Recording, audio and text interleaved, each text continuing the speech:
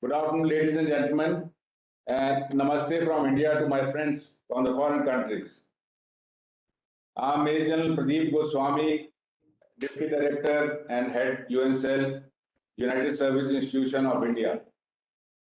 On behalf of Major General B.K. Sharma, Director USI, and Ambassador Vijay Thakur Singh, Director General, Indian Council of World Affairs, I extend a warm welcome today to everyone on this webinar.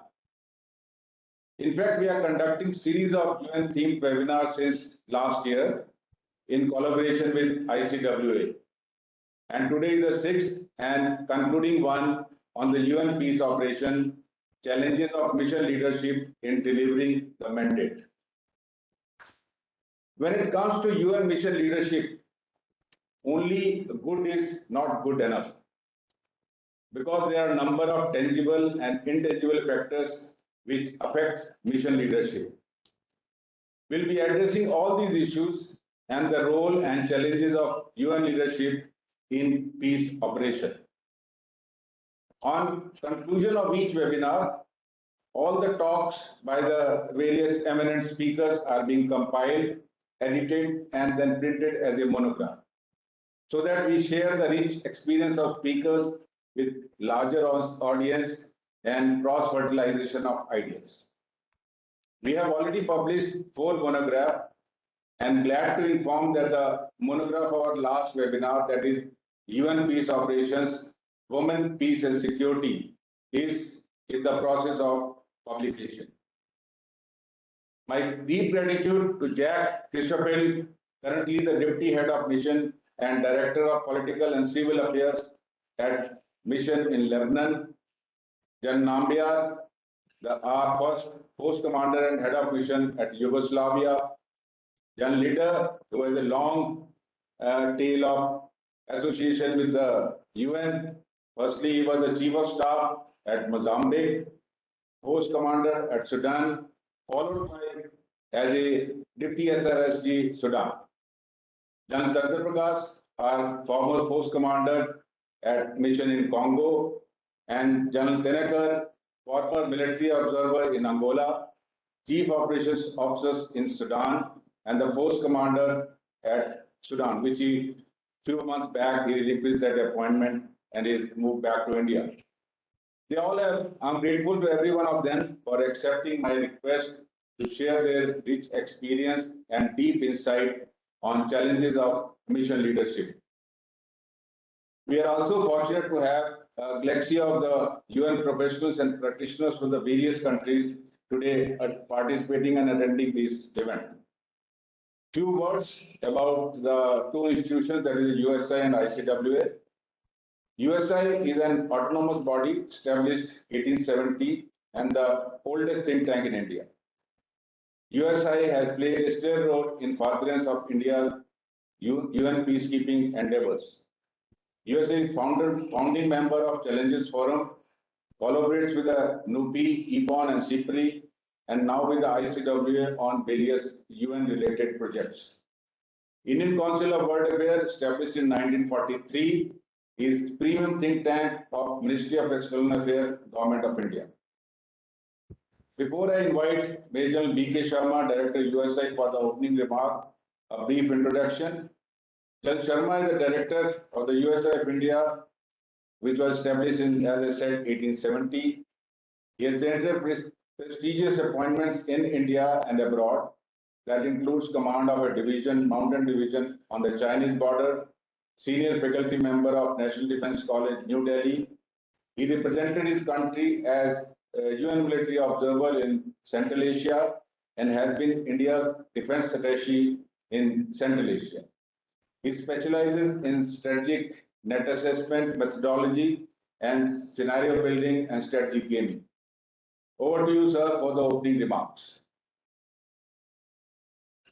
Thank you, General Goswami. At the outset, I'm immensely pleased to extend a hearty welcome to Mrs. Thakur and other esteemed panelists, particularly General Nambiar, who is the father of UN Peacekeeping Center in India, and also been I think, a global expert on UN peacekeeping. And what gives me added happiness is that he's been our director, and most of the other eminent panelists here, for example, General Chandra Prakash has been the deputy director and editor at USI.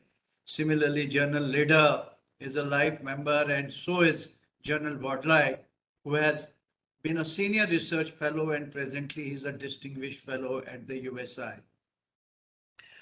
We see the panelists have served in some of the most difficult mission areas at the topmost positions, and therefore they have a wealth of knowledge to share with us today. And we would spend more time in listening to them and absorbing their experiences about this particular subject.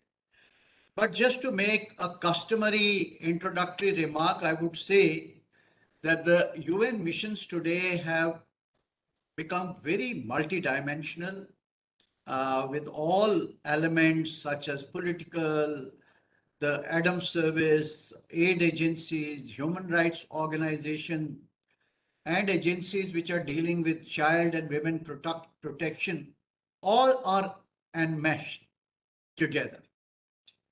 And the military contingents also are drawn from various group contributing countries with varying ethos, beliefs, cultures, priorities, and their own interpretation of the UN mandate, depending on what their national interests are. And mission leaders are expected to deliver in a very alien kind of a conflict environment, which is I would say, torn with these sectarian and ethnic conflicts. Most of the mission areas have these very sinister and very, very complex conflicts. And the lines between the role of state actors and non-state actors, which keep ever interchanging, these have become very, very blurred.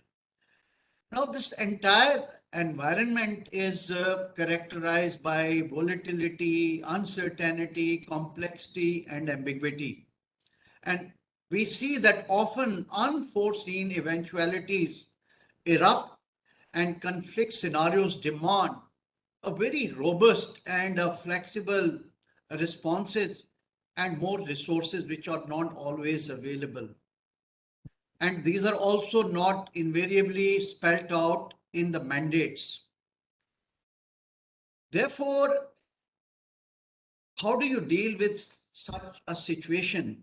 All this is happening under a media glare now, where media is given to sensationalize issues, do character assassination, and even do witch hunting in some cases. And all this brunt is to be faced by the mission leaders. Hippo report has very aptly summarized the main challenges of today's senior military leadership as being in an environment where demands and responsibilities are not matched with adequate preparation and capacity building. And there are always tensions between Secretary General's authority and member states in regard to selection and appointment of senior military mission leaders.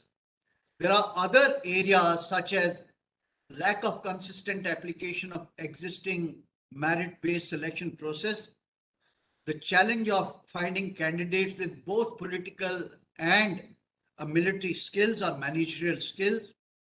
Other issues are, the gender and geographical representation, poor induction and continued support for newly appointed senior mission leaders.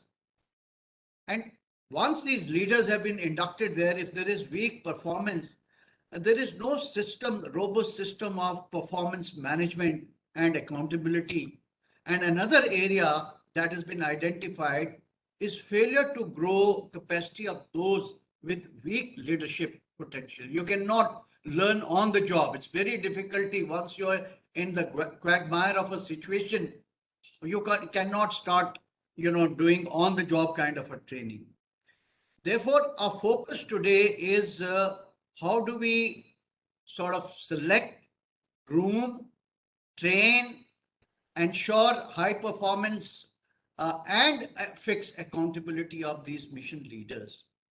And when I go back to my own experience with the UN, I saw this multidimensional environment in Central American republics where we were involved in disarming and demobilization of Contras.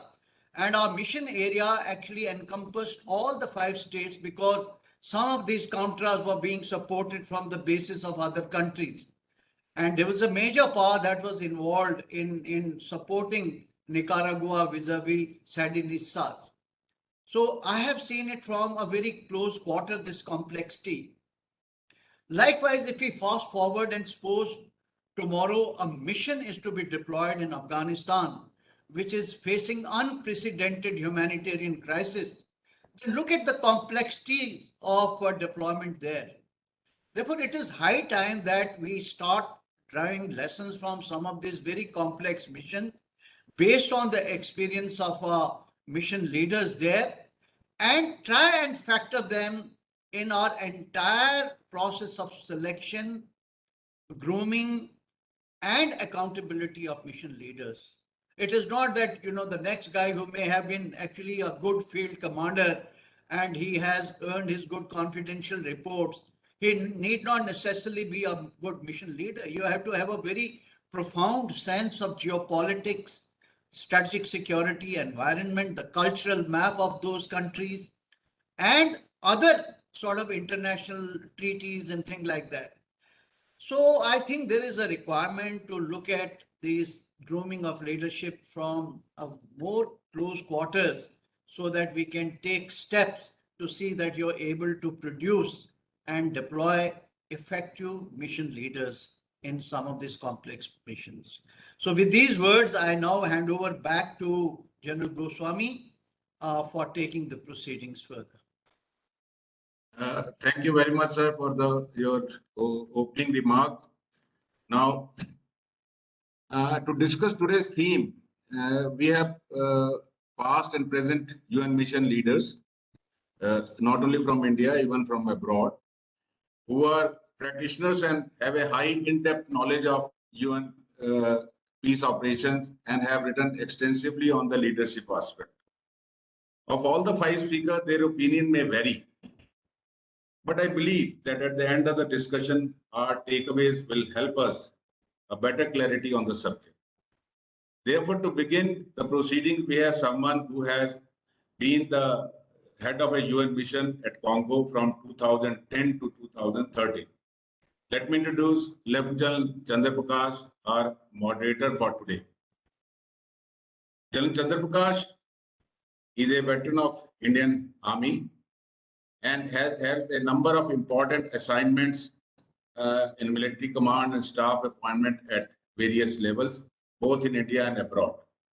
He was Indian Defense Advisor in the France from 2005 to 2008, Senior Sector Operation Officer in the UN in the Iran-Iraq Military Observer Group, and Board of Management of Center for UN Peacekeeping New Delhi, and finally the Post Commander at the UN Peacekeeping Mission in Congo, as I said, from 2010 to 2013. Post-retirement from active service in the Army, he has served as a Deputy Director and Editor at the USI of India, New Delhi. To set the ball rolling, now I request General Chandra Prakash to start the proceeding. Over to you, sir. Thank you, General Goswami. I thank the USI for giving me this opportunity to be a moderator for this very important, interesting, and a practical subject. But having said that, I'm a little nervous because the panelists that you have selected on the panel are people with great experience, people with a lot of knowledge, both at the field and at the UN headquarters. Particularly, I'm conscious of 2 individuals who have been my mentors in the mission. Before selection, General Nambiar, and during the difficult days, Jack. Jack, I wonder if your video is still on. I would like to pay my regards to you. It is nice to see you and establish contact with you after so many years. And right at the outset, excuse me if I say something which is different than your thinking. I'm sure, having known you, you're very modest, you know it all, and you will take it in the right spirit. The other thing is, I wish to compliment the USI with respect to the people that they have selected with varied experience over a varied period of time. We have General Nambiar, who is served in a peacekeeping mission as the head of the mission and force commander in the 20th century. We have General Leader, who has not only been a force commander, but also has been deputy SRSG, and who has, post handing over that job, has been very actively involved in matters UN peacekeeping, including with training institutions at various levels. Jack has a great experience both in Africa, Lebanon, and also at the UN headquarters, political level, director of Africa 2 Division, and in his present appointment, where the main job is to coordinate between the military and the civilian component. One of the interesting jobs is. And then we have a newly retired force commander who is up to date with matters of South Sudan.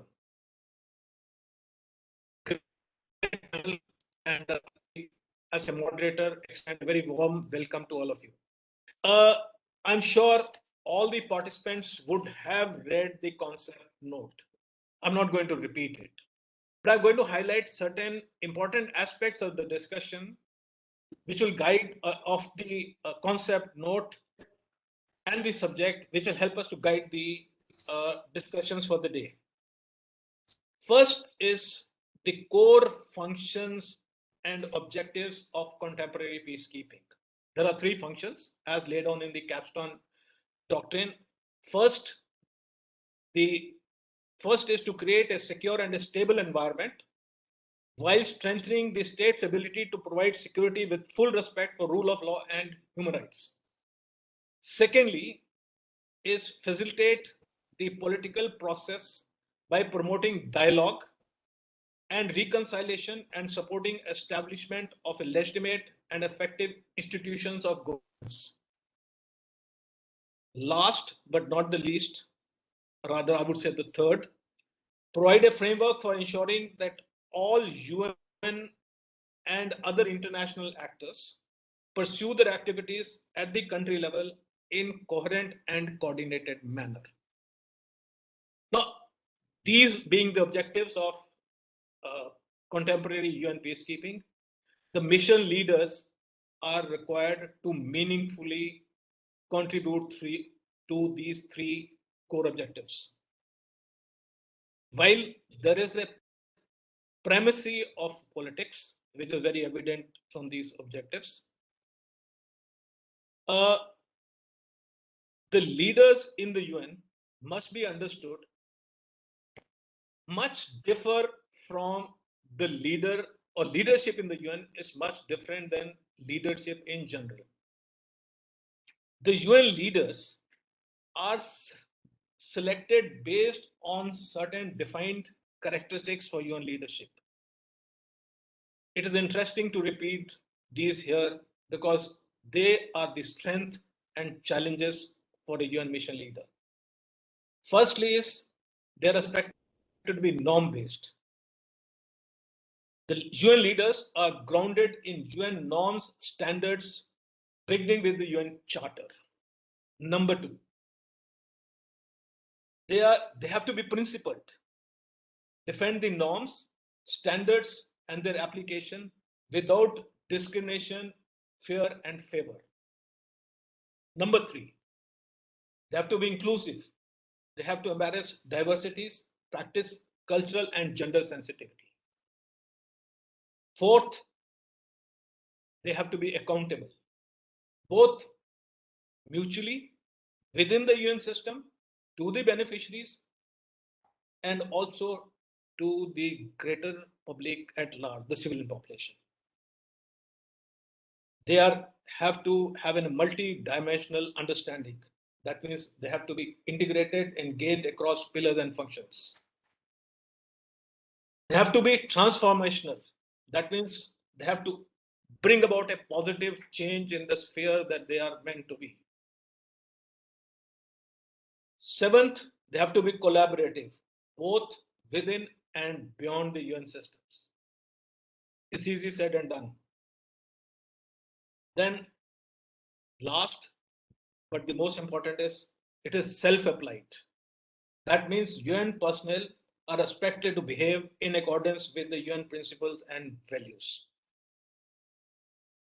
Now, when you have all these norm-based leadership, there is a fair amount of flexibility, but there are also a fair amount of constraints. And that is what the panelists will bring out today. It must be understood that mission leaders have to exercise leadership in peacekeeping operations where the environment is hazardous. There are ever-changing interests. There are very complex situations with high stakes, and there are a large number of dynamic factors, both within and external to the mission.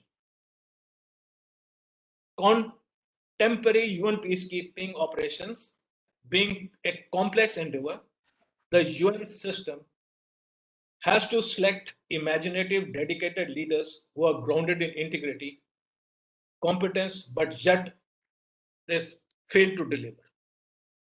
Why is it so is an issue that we are going to discuss today. Since the day I handed over my job as the force commander, I've been giving a great thought to how I performed and where could I have done better, where I couldn't, where I did well.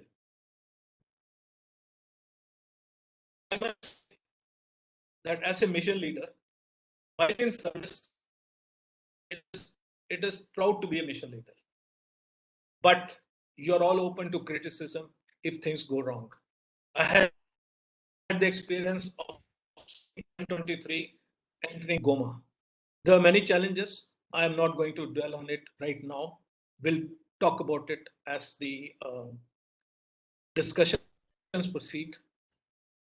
But the fact is that irrespective what you do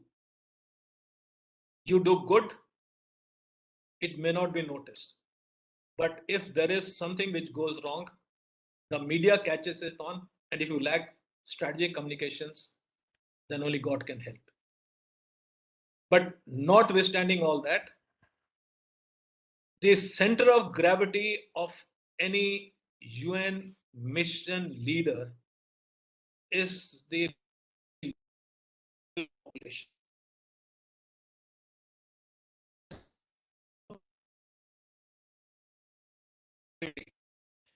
There is a lot of suggestion that comes from the job.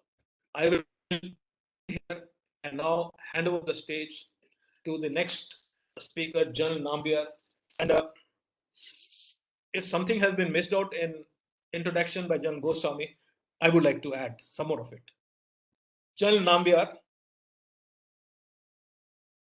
Padma Vishis Seva Medal, Atish Seva Medal, Veer Chakra, has been the head of the mission and force commander of United Nations Protection Force in former Yugoslavia during the period 1990-93.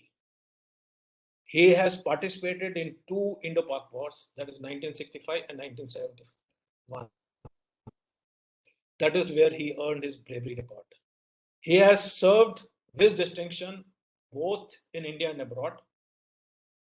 He has been a member of the Indian training team in Iraq in 1977-79.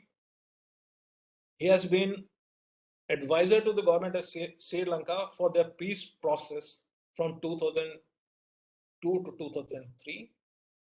He's been a member of the United Nations 16-member high-level panel to study the global threats and recommend measures for effective collective action. He has held two very coveted appointments in the Indian Army. One is the Director General of Military Operations and the Deputy Chief of Army Staff, from where he retired on 31st August 1994.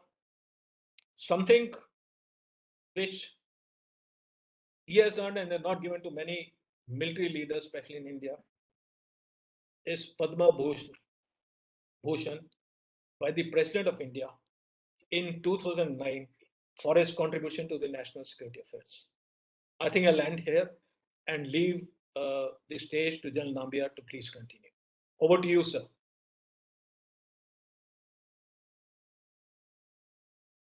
General Nambiar, sir. Sir, you need to unmute yourself.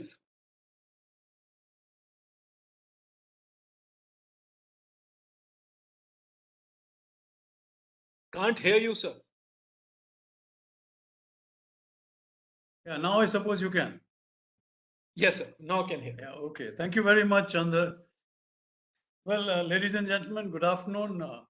It's a great pleasure and a privilege to be here at this event, which is co-hosted by the United Service Institution of India and the Indian Council of World Affairs, both institutions with which I've had a fairly long and rewarding relationship in the past.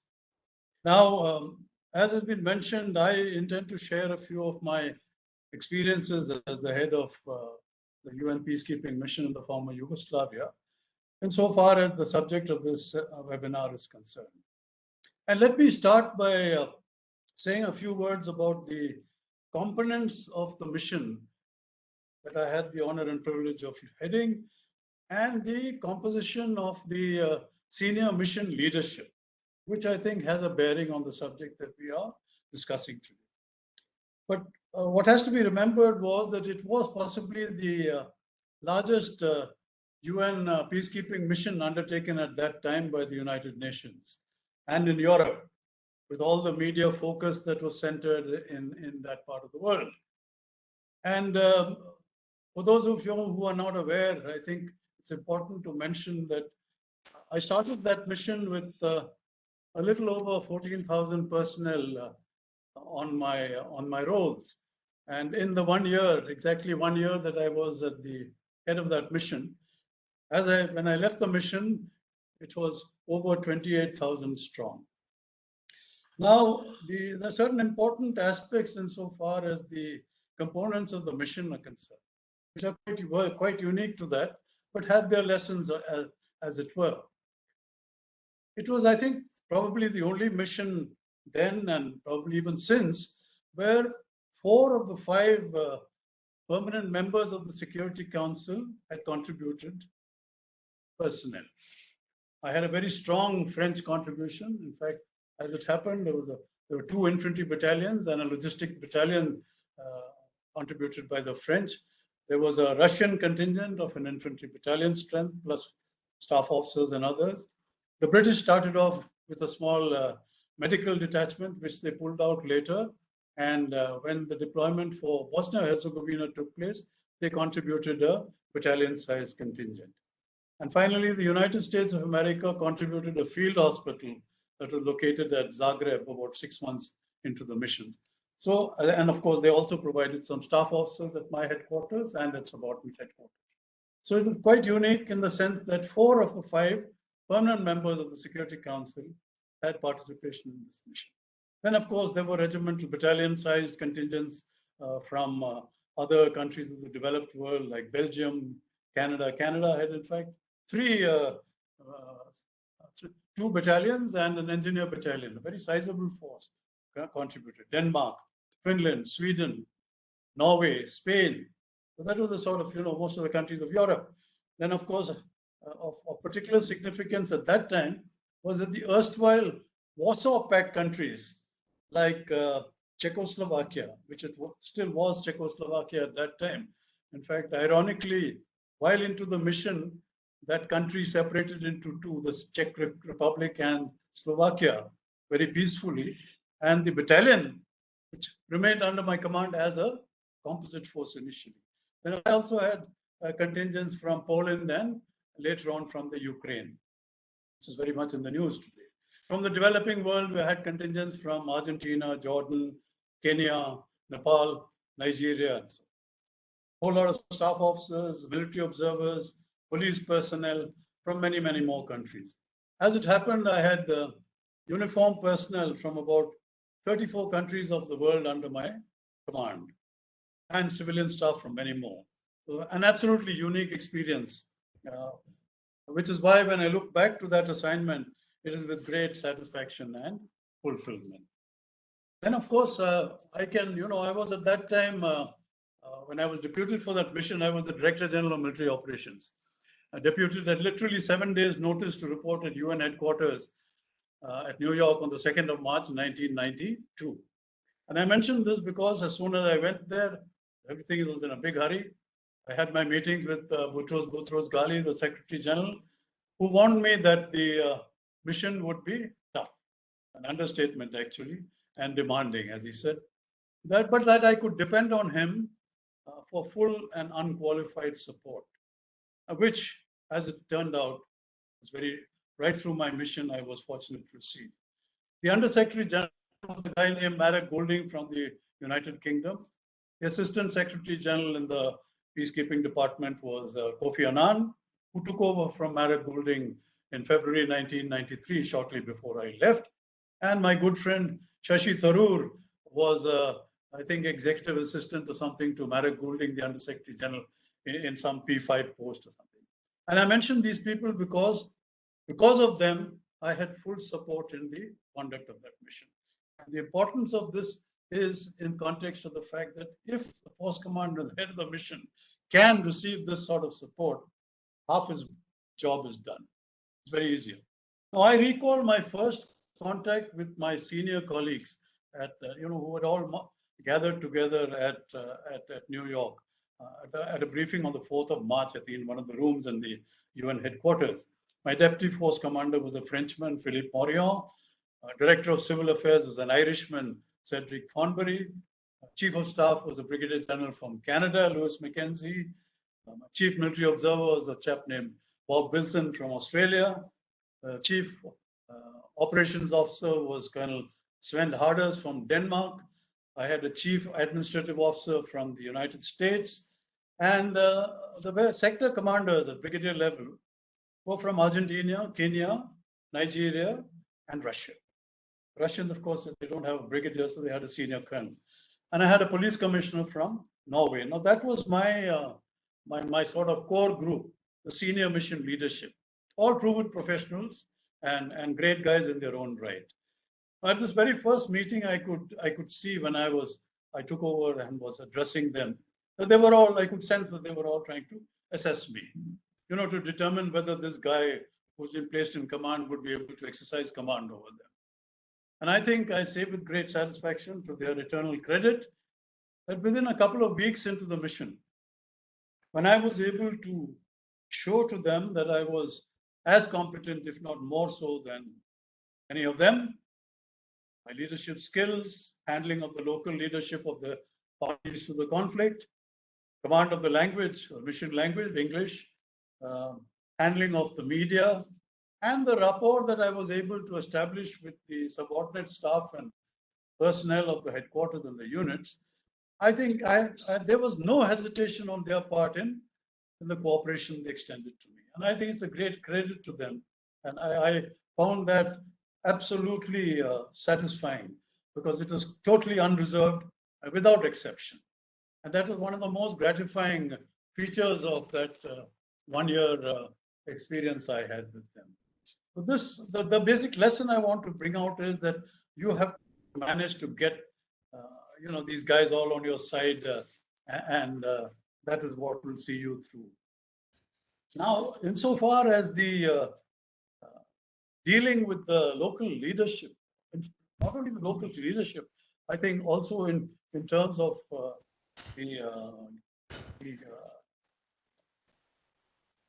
you have to make allowance for certain aspects which will always be present in these missions. And most of them, of course, many of you are aware, and I will only try to suggest to you that when you have this point, have this opportunity, you have to make sure that you can avail of it in the full media. Now, in this, in this aspect, I must say that also as far as the senior staff of the UN headquarters are concerned, as I mentioned, I had total unqualified support. That again is vital for the effective conduct of the mission. Now, in framing the rules of engagement for the mission, which I had to do soon after I assumed command, I learned, I think, and mastered the art of what I now term as consultative leadership, which I think is very useful in such international commitments. It paid great dividends. I mean, basically, it's a question of getting together for decisions at my headquarters. I got together my deputy, my chief of staff, the director of civil affairs, the chief administrative officer where he was involved, and we took decisions after consultation, detailed consultation. Similarly, when at the sector level, where there were, I think we got in the sector commanders and the contingent commander. Now, this helped because it gave them a sense of participation, and therefore, whatever decisions were taken were implemented with full, I think, gusto. There's no question of any reservation on that. Needless to say, it is important also that there must be clear who the boss is, because after all, where there is a divergence of opinion and one has to take a decision one way or the other, it had to be me because I was to carry the can, and that I think was quite clear to my subordinate leadership, and they accepted that. That's okay, how it happens. Now, I make this point because basically in conduct of such missions, you can't make compromises on the conduct of the activities of the mission. And here I'll only sort of relate to you one example. I had to, in fact, replace two of my very senior members of my staff, very senior channel. Both happen to be from P5 countries. Now, I managed to get that done by discussions with the Secretary General and the Under Secretary General Barrett Goulding, and with their assistance, they got in touch with the country representatives, and both of them were eased out and replaced with great finesse. Not a word leaked out about the reasons for a change or that they had been replaced. That was done because you can't make, and this in any way it also conducts, it conveys a message down the line that incompetence and lethargy are just not acceptable in the conduct of these missions. And this was, I think, one of the very important features of my command. And also in terms of personal qualities, I must say that it's useful to retain a sense of humor at all times. It served me very well, I can tell you that. In fact, it got me through many trying situations, and fortunately made a great impression on my command. All these guys, whenever I got to them, because it eased the intensity or the tense situations that one was facing at many times. Now, this is basically at the top level. Now, here, let me just briefly touch on some of the major problems which, in the context of today's discussion, have to be handled with proper understanding, imagination, finesse, and perseverance, I would say. The first point is a perennial issue, the lack of political support from some of the major powers. Now, this is something which has come down right from the time when Boutros Ghali formulated his agenda for peace and was recounted as late as the Porta panel report. The tragedy is that there is, in fact, not only lack of political support, but there is, in my case, I know, manipulation at the local level in dissonance with the mandate of the mission. Still persists, I believe, whenever I talk to some of the force commanders who returned from many missions, and the guys who are assembled here today may well have something to say. But I suppose it has to be handled. In my case, I managed it reasonably well because of a great personal rapport that I had established with Cyrus Vance, former Secretary of State, US Secretary of State, who was the UN Special Envoy for Yugoslavia, and Lord David Owen, who was the EU rep on what was called the conference on the former Yugoslavia convened in Geneva. So therefore, the sort of message or the lesson I would convey is to the force commanders, the mission leaders, manage to get some of these powerful guys on your side from the start. That is a big help. Now, dealing with the local leadership, I was doing it at the top levels from day one with the presidents of what was left of the Federal Republic of Yugoslavia, with the president of Croatia, later with the president of Bosnia-Herzegovina and the president of Macedonia. And here, all that I would like to mention is, without making too much of a story of this, what I don't think we should have any doubts that the leadership at the local level will manipulate, maybe even cheat, lie, dishonor agreements, even written ones, without batting an eyelid. I don't think you should bluff yourself otherwise. And therefore, you have to work that into your responses, your reactions, and the implementation measures. I mean, you just have to work through it. Now, there's one of the points mentioned in the concept paper about diverse training standards and equipment availability. That's something you can't help. It's an international mission, people from all over the world. And luckily now, of course, the training aspects are being addressed by activities run by organizations like our Center for UN Peacekeeping. But despite that, I think it will remain. You have to work through that. Similarly, and so far as the equipment availability is concerned, I'll just quote one example to you. I had this fine Nepalese battalion deputed to the mission. The Nepalese did not at that time have any armored personnel carriers on their inventory in the country. So they were told that they would be given the armored personnel carriers in the mission area. Yes, all very fine. But as things turned out, the first armored personnel carrier arrived in the mission area for them, I think about a month before I left, a year into the mission. Now that has a deep impact on contingents, good contingents, the lack of availability. Yeah, fine battalion from Nepal, handicapped in performing some of the tasks because they didn't have the equipment. But then you work through. I used them on tasks which did not require armored personnel carriers in that manner. So this is something which you have to work through again. You can't help it. Then another point, which all the time, that's the perennial problem of the military-civilian interface. And I think I had to spend almost 20% of my time that could have been otherwise more usefully applied in resolving the problems between my military staff and the international civilian staff. Well, this is something unfortunate. I'm told it's still there 30 years down the line, but I suppose it has to be managed. I did that as well as I could with some deft handling and cooperation of my senior colleagues, and I'm most grateful to them for that because it made my task so much easier. But I think personally it has much to do with the UN bureaucracy, the bureaucracy and overall civilian bureaucracy, which I think a lot of us are convinced merits a total overhaul. But that's another subject altogether. Now, interference by major players, like in my case, like NATO and all that. And I think my experience has some lessons. I was lucky in many ways because though I had a large number of countries and my staff from NATO countries, and there were probably attempts at NATO poking its efforts. My senior colleagues, recognizing the importance of the mission, they, I think, looked after me very well because it's a tribute to their commitment that they shared the efforts at intruding by the NATO, and so therefore we were able to work through that without adverse impact on the mission. And that, I think, in many ways is a tribute to the commitment of peacekeepers to the values enshrined in UN peacekeeping once they are deputed for UN missions. That's a very important. The other UN agencies and international NGOs, I think one must recognize they have their own agenda, they have their own mandate, but it has to be managed with some finesse.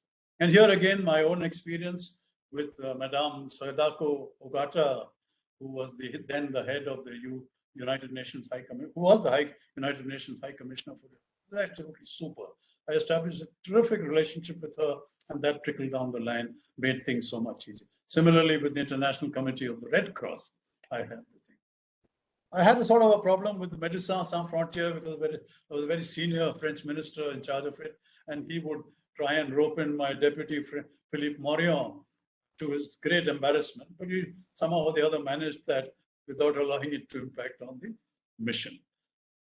The last point I wish to make is that some mention has been made in this concept paper of yours about UN peacekeeping support, UN peacekeeping operations, providing support to activities of non-governmental organizations, international non-governmental organizations. I'm sorry to say I have very, very deep reservations, severe reservations. I don't think that it's a very great idea, but that's debatable. And in any case, it's something which you guys have to handle because they have their own agenda to meet the aspirations of those who are funding them. So my advice is that deal with this aspect with great circumspection if you want to, if at all you want to touch it. So with that, I think I'll close because I think I've used up my time. Thank you very much, Chandra. Thank you, General Nambiar. Very interesting. Very useful points have been brought out, and let me just bring out certain takeaways. One is that irrespective of your previous credentials, the fact is that when you join a mission, you still have to prove your credentials to your subordinates and colleagues, and that if done, it pays rich dividends. The other thing is that you received unqualified support from the UN headquarters, which was a great help and which helped you to overcome many hurdles. The next point that you made is there will be major problems. There will be misunderstandings. There will be pressures, but all these have to be thought over. Allowance has to be made for that, and have to be handled with perseverance and finish. The next point was very interesting, but very true, is that you cannot take local leaders on their face value. They will be there to manipulate things. They will be there to lie, and they have their own stakes, and they will like to do things that suit them and not to the UN mission at all. Last point that you ended up with is the challenges that you faced with other agencies, particularly Médecins Sans Frontières, who were in the mission, and how you handled them. Thank you very much. It was very interesting listening to General Nambiar. Thank you, sir. Unfortunately, due to some technical reasons, General Nambiar General Leader has not joined in. Jack, would it be all right if I program you to speak instead of General Leader at the moment? Okay. Allow me to introduce you. Jack is a former South African diplomat who was appointed deputy head of the mission in UNIFIL in Lebanon on the 31st of January 2020. Mr. Christopher brings with him wealth of experience in diplomacy, international affairs, human rights, and peacekeeping. He served as the director of North African Division of the Department of Political Peace-Building Affairs and Peace Operations. From 2012 to 2018, he was the director of Africa 2 Division in the Office of Operations in DPKO. That's the time I had the pleasure and the honor of interacting with him.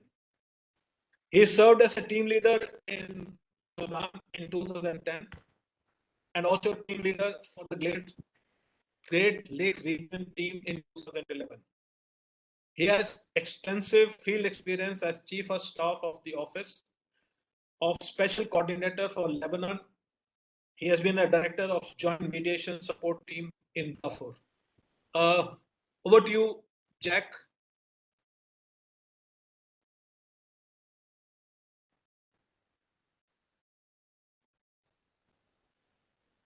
Jack, can you hear me?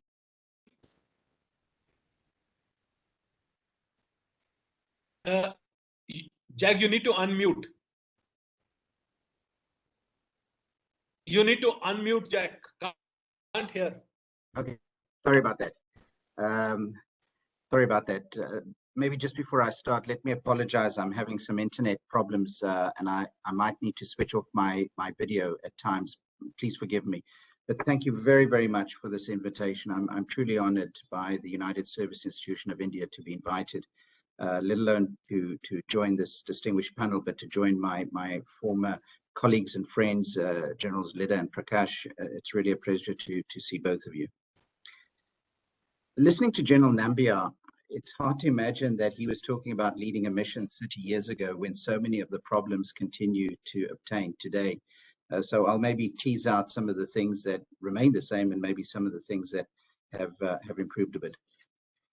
In my view, leadership in a peace operation plays out in three main ways.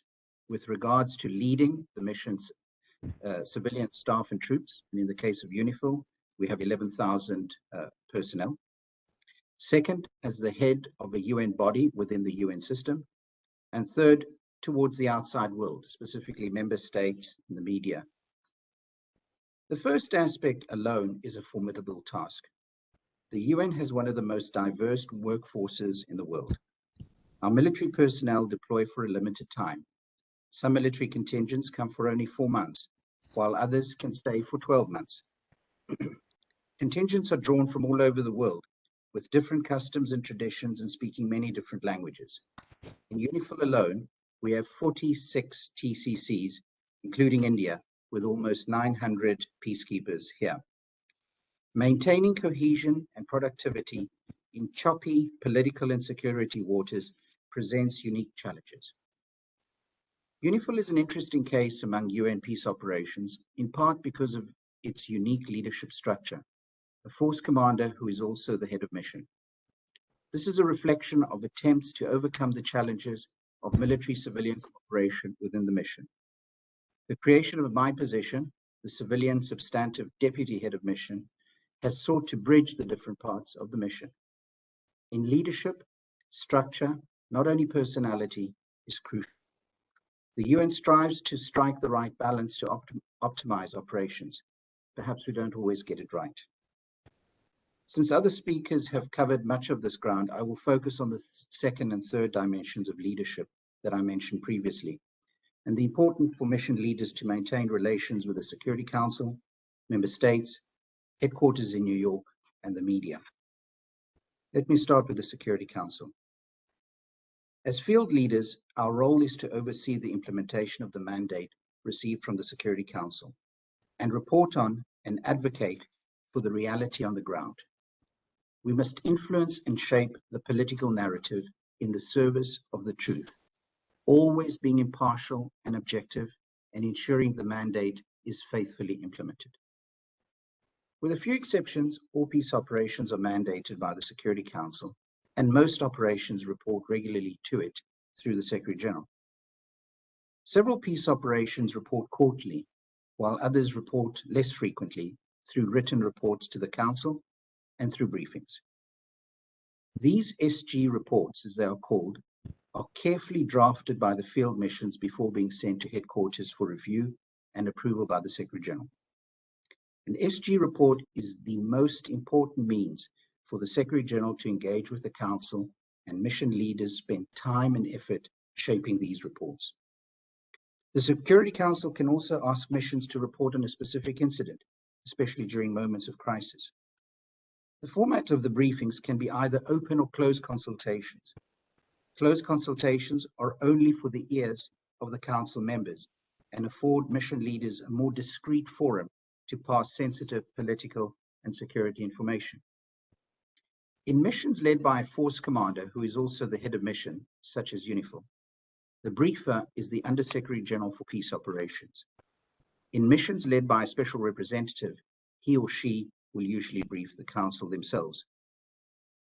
These reports and briefings are an important opportunity for the mission to shape the narrative and inform Council members of key developments in the areas of operation. The Council may also decide to issue a statement following the briefing. In addition to these formal briefings, maintaining relations with key Council members and their embassies in country is paramount. In UNIFIL, the head of mission force commander briefs the diplomats of these key embassies both in Israel and Lebanon. Over the last decade or so, the Council has adopted a practice whereby the Council member, usually one of the permanent members, is the pen holder for the resolution. The majority of resolutions are adopted by consensus, which means that all Council members have the opportunity to define the work of the mission. Oftentimes, the pen holder may seek inputs from mission leaders about the resolution, especially if a change in mandate is being considered. Missions are most effective when the Council is united in supporting the mandate and holding the parties accountable for any violations. But this unity is neither natural nor enduring. It needs to be nurtured by the mission's leadership. In addition to briefing the Security Council, heads of mission also brief the troop contributing countries in New York and in country, as well as other key member states, such as contact groups and regional organizations. Let me turn now to relations with headquarters that General Nambiar touched upon. The most important relationship between the mission leadership and headquarters occurs with the Department of Peace Operations in New York. While all heads of missions are appointed by the Secretary General, they work through the Undersecretary General for Peace Operations. Code cables are the most formal means of communication between a mission and headquarters and are always addressed to the Undersecretary General for Peace Operations. Cables are an essential part of the mission and are used to inform headquarters of key developments in the area of operation. In addition to establishing a narrative, they also afford the head of mission the opportunity to make recommendations relating to policy. Less formal, but no less important communication are through VTCs, email, and increasingly WhatsApp.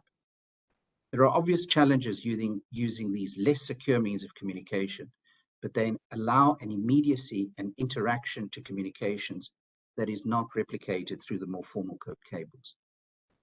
In-person engagement is also very important. Senior leaders at UN headquarters typically make several visits to the mission during their appointment, while mission leaders travel to New York every few months. Unfortunately, budget restrictions in recent years, not to mention the pandemic, have limited such travels. General Nambiar has spoken eloquently of the need for headquarters to support the mission's leadership. It is worth noting that headquarters is a strategic, not an operational headquarters. New York expects leaders in the field to get on with it and not wait for instructions of an operational or tactical nature. In addition to the Undersecretary General for Peace Operations, other key interlocutors for a mission are the Department of Operational Support, the military and police advisors, and the regional desks. The bulk of communication between peace operations and headquarters is in fact conducted through the regional desks, which, as the name suggests, are arranged geographically. Each regional division is led by a director, who is the equivalent of a major general. Since 2019, there has been an important change to the way peace operations are run. The Secretary General has delegated a great deal of authority for financial, personnel, and other administrative matters to the head of mission. The budget of peace operations can run into the hundreds of millions of dollars, and the ability to shape the mission's budget and account for its spending is a vital role for heads of mission, while they remain accountable to the Secretary General. There is, of course, a challenge that new heads of mission who have no prior UN experience face when assuming all these responsibilities. The plethora of acronyms, administrative rules and procedures can be onerous on long-standing UN staff, let alone outsiders who join at a senior level. While some training is being provided by headquarters, the challenges should not be underestimated for new heads of mission. Nevertheless, the delegation of authority seems to be a very popular measure, giving senior mission leaders far greater latitude to spend money and hire staff in order to keep processes going with the successful implementation of any mandate. Another role that heads of mission assume is being designated official.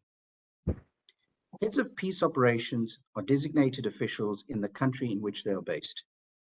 This role means that they are responsible and accountable for the safety and security of all UN staff, including those who are members of UN agencies, funds, and programs. Given the spate of attacks against UN personnel and assets throughout the world, this is a grave responsibility that carries enormous implications for a head of mission. As a designated official, the head of mission reports to the Undersecretary General for Safety and Security, who is supported by the Department of Safety and Security in New York. The designated official will need to hold regular security management meetings with key personnel from the mission and representatives of UN agencies, funds, and programs. While significant latitude is given to a designated official, the prerogative to order an evacuation is retained by the Secretary General. It is used rarely, given the obvious political and security implications of withdrawing UN staff and personnel from a country. A few words about the media. Long gone are the days when media relations were conducted as one-way traffic between the head of mission and the press. In a world increasingly shaped by the immediacy of social media, the need to get one's story out has never been greater. As we have witnessed with almost every major contemporary conflict, everyone has a smartphone and can upload an image or text within minutes. Mission leaders need to be nimble while retaining the need for precision and truthfulness. Simply put, while we are sometimes subjected to myth and disinformation, our charter and our code of conduct requires to be impartial and objective. We don't do spin. A few concluding remarks.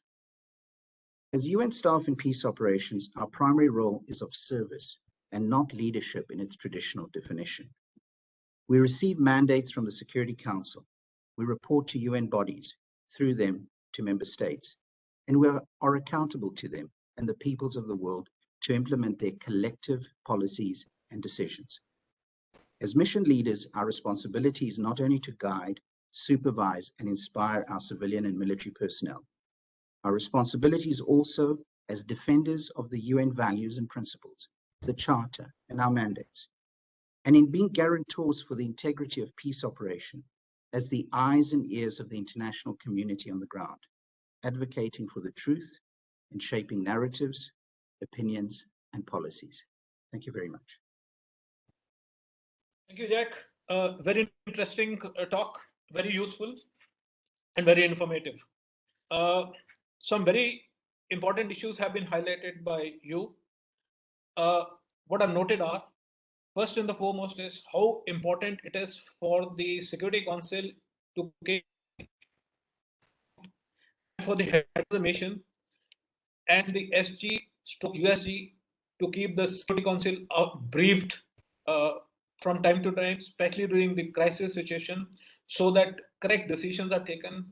And you have also highlighted the importance of united decisions and how they go a long way in getting correct resolutions which are acceptable to the Security Council. The other thing that you have highlighted is the informal means of keep for the head of the mission to keep the headquarters informed. That's very interesting, especially when it comes to use of WhatsApp. BTC's visits were well known, but WhatsApp is something which is emerging as a new and a very fast means of communications, which is important. At the same time, you have cautioned about the mission leadership being misguided by misinformation, and they have to watch out for the wrong kind of narratives. In whatever they do, they have to be truthful, they have to be sincere, and they have to be people of high integrity. Finally, you also highlighted the importance of the media. Media is not one-way story these days. Strategic communications, forming your own narratives, which serve the United Nations in its principles well in time and disseminated in right time in an appropriate manner is the way forward. Thank you, Jack. Thank you very much. General Leader has just joined in. Great to have you, General Leader, sir. Two speakers have already spoken before you. Okay. Allow me to introduce you. General Leader is going to provide us the perspective of Force Commander and Deputy SRSG stroke Deputy Head of the Mission of UNMISS, that is Sudan. He retired from the Indian Army after over 40 years of service. He has rich experience of having served with the United Nations in various capacities. He has been the Chief of Staff of UNMISS in Mozambique from 1994 to 1995, Force Commander of UNMISS Sudan from 2005 to 2008. Thereafter, after his retirement from the Indian Army, he was the Deputy SRSG of the same mission from 2010 to 2011. He has extensive experience in international relations, conflict management, including sub-conventional conflicts, mediation, peacekeeping, and peace building. He meaningfully contributed in Sudan to political reconciliation, peace, and stability in the region. Played a major role in South Sudan referendum, leading to it becoming an independent country. Presently, he is engaged with various UN offices, multitude of international establishments, think tanks with respect to peace, security, human rights, and development issues. Over to you, General Leader, sir. Well, thank you very much. Good morning to everybody. And I want to apologize wholeheartedly for this new technical world that we are living in, where it's more of virtual and less on the physical. And infantry officers like me who are used with a bayonet and charge often struggle with this. Be that as it may, I am sorry I missed out the opening remarks of two of the very great people I admire. General Nambiar, who's been my mentor ever since I'm there, and Jack Christophidis, who was with me in Sudan. He was the Director of Political Affairs. And thereafter, we've been mentoring a number of UN courses together. And Jack is a good friend, and General Nambiar is a great admirer. I'm sure they would have covered the introduction part, so I will get on to the brass tacks actually on what I should be talking about. See, in the new ambiguous world that we are living in, and this new technology, new conflicts, and a whole lot of new terminologies are coming every day that one is even struggling to keep up to it, one thing remains constant. Some people make it do it. Some people make it do it. And that's leadership. Anywhere in the world, you will find things are anything else. Finally, it boils down to one person, leaders. How come the same situation a person can handle so well another? In the UN, it is more specific. How come with the same mandate? How come with the same geography? How come with the same conflict dynamics? One person does it and one person doesn't. And we see it repeatedly. And I'm not talking about the very strategic leadership. In Sudan, I did find in the same sectors, when I came down to military commanders, by civil affairs team, one team leader did it and some people did it. And yet there was a collapse. So increasingly, I think the role of leadership has become very, very pronounced. And we all must understand. And I think more we invest in selecting the right leaders, training them, and lastly, making them accountable. That is the bottom line. And that's what the UN has actually accepted it. And that's why there is a whole lot of now training going on, including in the senior mission leader, with leaders with Jack and I were there. Let me come down to the UNMISS itself, which I consider some of the success stories because mandate we were given were there. Now, what were the highlights of the leadership? I'm sure Jack and General Nambiar would have covered it, the senior mission leadership team. Those big seven that I call it. The SRSGs, the two deputies, Force Commander, Police Commissioner, the Chief of Staff, and the Department and the Director of Mission Support. I think in Sudan, the biggest success was the SML team getting together. We shed our egos, we shed our turfs. In the morning, we would meet. When I was the Force Commander, I had Yan Prong and thereafter General Zahangir Qazi. And in the morning, if there was any issue, the whole senior mission leadership got together in the morning, discussed, and we proceeded along with it. And right from the beginning, when the mandate came, all of us understood what is central to Sudan. It was the CPA, Comprehensive Peace Agreement, which had a fixed calendar coming up to the referendum of South Sudan. Allow me, in between, hiccups did come because political ambiguity tried to divert us from South Sudan to Darfur. And Darfur had suddenly got in the limelight of everybody. Everybody was talking about Darfur. And yet we try to remind people, look, your heart of Sudan's stability is not Darfur. It is South Sudan. And be that it may, the international community did manage to divert a whole lot of our attention and resources to Darfur. But the Sudan team was very clear that our focus is South Sudan. So CPA was kept very central to our planning. And that was across the board by everybody. Now, in the morning when the senior mission leadership met, it was very clear, okay, what is the mandate activity? What are the resources? What are the concept? Anything. Is it helping the CPA in the longer run? Yes, it is. The senior mission leadership got together. No, but the senior mission leadership did one more thing. We understand that we can only plan, conceptualize, direct. But who are your people on the ground? Your people on the ground are the field officers, your heads of office, and your military sector commanders. I'm talking about military, not about other people there. And we ensured that the field officers now walk the talk, what the senior mission leadership was doing. So the sector commanders and the heads of offices were made to build teams, ensure that everything that was actually conceptualized at Khartoum or Juba was implemented in Blue Nile, in Bor, in Jonglai. These are the names which have become very familiar. And in one or two places where there was a disconnect between the military and the civil, often turfs and egos coming in, a sector commander carrying too much of his rank on his shoulders, or the heads of offices with very junior service trying to now teach the army how to do. I think in both my appointments, I butted in, so did the SRSG, so everybody. We corrected that false line because we realized that's the false line that has come. So a conceptualization of the mission leadership, but equally available at the ground. Now, the ground when I'm talking about, I'll de-link from here because the lecture went a little up and down because of the timing. I think on the TCCs, it is very important that they understand also the importance of the field offices. And for that, you need to empower your people. The sector commanders must be empowered. The sector commanders in turn must empower their company commanders, battalion commanders. In the hybrid conflict that we operate today, there is no time for any commander to look over the shoulders and seek orders, either from his national senior or from the TC or from the national capital.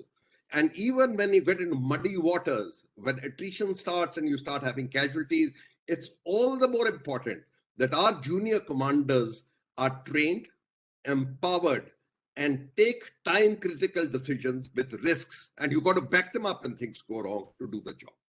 This is one area we still find weak, and we have inquiries after that, which is there. So when we talk about leadership, it is not. I think a good strategic leader is that who can ensure that his or her operational commanders and tactical commanders deliver on the field, more importantly than just directing. Because otherwise, we get into this whole lot of conceptual thoughts, writing, Security Council reports, which adds up to the work, but the proof of pudding is in eating. On the ground, people must operate, and we must ensure that they operate.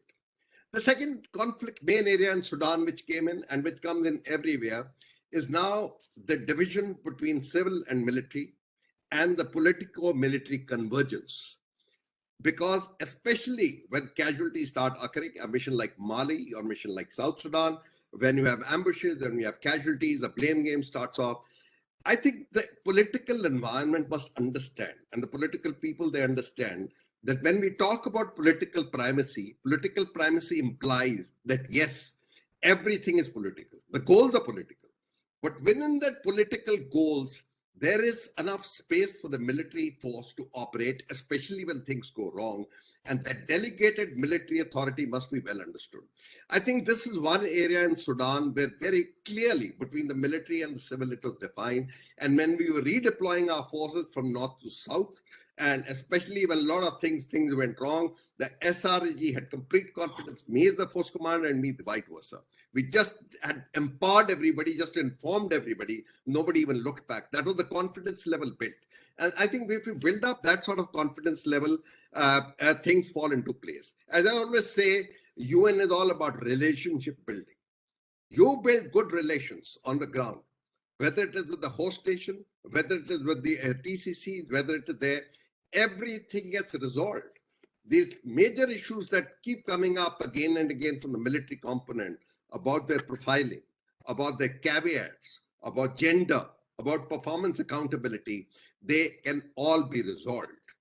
And the way we found doing it initially, when I did operate into that area and I found people were not moving out of their areas, and we wanted to dominate the complete geographical space, because we realized that unless you have your footprint on the ground, you will not be able to monitor the Sudanese armed forces deploying to the north and the Sudanese People's Liberation Army deploying south on the line 1156. We evolved mechanisms with the ceasefire joint military team and created new concepts which have now become the UN best practice. And one of them was joint patrols of people going over, whether they were riverine, whether they were air, but all joint patrolling, no patrolling together. In fact, at that time, a lot of civilian, my friends, had a doubt. They said patrolling is a military activity. I said nothing could be far from truth. Patrolling today in the UN is a joint activity. And more the people go on the ground, have same inputs, you will find things will fall into the place. And that's how it should operate. So we started new concepts of temporary operating bases, joint patrols, which allowed us to dominate that complete geographical space. And we built up Ceasefire Joint Monitoring Committee as a team. CGMC itself became a team. And to ensure that that team building was on, I think the first time in the UN's history, the CGMC moved on retreats to Ethiopia, to Sudan, to Uganda, to Egypt. In fact, a lot of my friends in the UN were laughing. He said, military people going on a retreat? I said, why not? If political people can move out on retreats to navigate their way and things like that, why can't a military have a retreat? And I think that CGMC was brought in immense effect because of this team building was thing. Let me come down to the role of the force commander as I see now. You see, the force commander has a dual role. One is the implementation of the mandate, and number two is commanding the military component. And today, there are blurred lines in this. The mandate is very political, and at times draws requirements to be very political. On the other hand, there is blood on the ground. The TCCs today want, and they want their force commander accountable.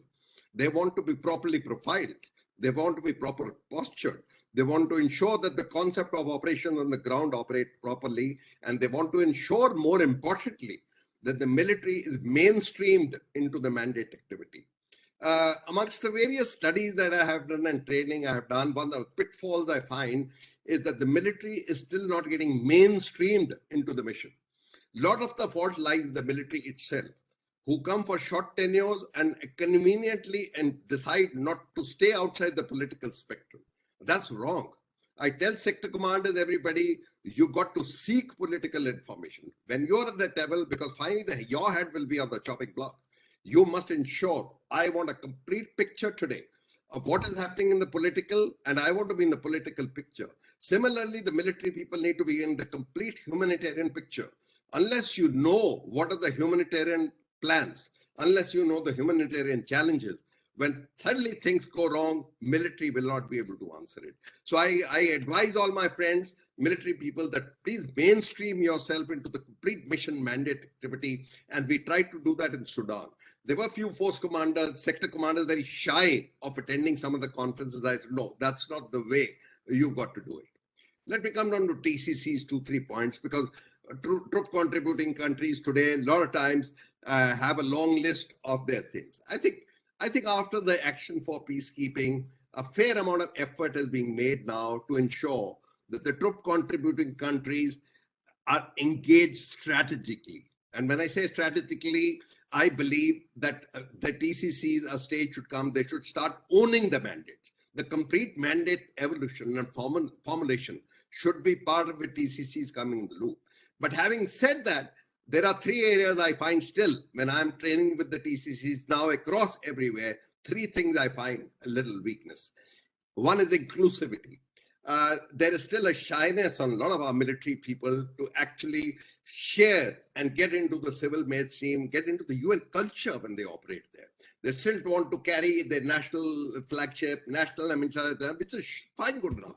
But when you go to the context of that conflict, you've got to understand You're in Sudan. You're in Somalia. You're in Mali. You're not in India. You're not in Pakistan. You're not in Ethiopia. You're not in Rwanda. And people have to understand that once you have signed up for that conflict, you've got to relate yourself to the conflict.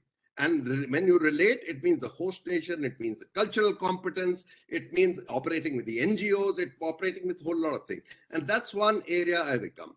And for this, TCCs need to shed their old mindsets. Still, I find some contributing countries carry that old traditional mindset and are not ready to come out. And that's what the TCC should be doing. Let me now come on to last 1 or 2 points in the 2 minutes that I have. One is the protection of civilians. I have been fortunate to working on the protection of civilians ever since its doctrine development date. And in fact, I'm running 2-3 courses in Austria and Kenya on the protection of civilians. Now, protection of civilians has become a buzzword today. It's a very sensitive word. Yet the reality is that protection of civilians today is central to UN peacekeeping. I mean, like it or not, that's the way international community sees it. And moment you have to reconcile to support it. I always believe that the best way to protect is predict and prevent. That's the slogan I've given to the UN.